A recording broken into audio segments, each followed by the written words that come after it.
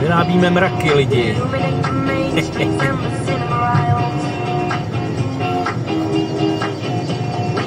Výrobna mraků, no to je husté.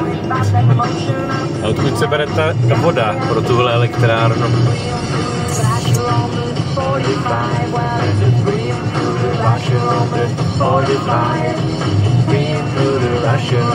A tam má ještě další chladicí věže, jo, tady je to velké.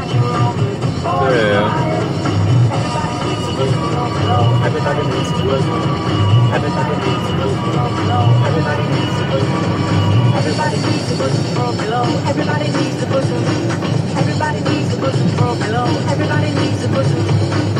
A pak od toho musí být spousta drátů dále. Tady je drátů.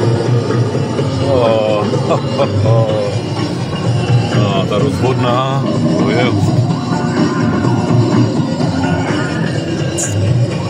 A někdo by měl řídit ještě, tak já to vypínám.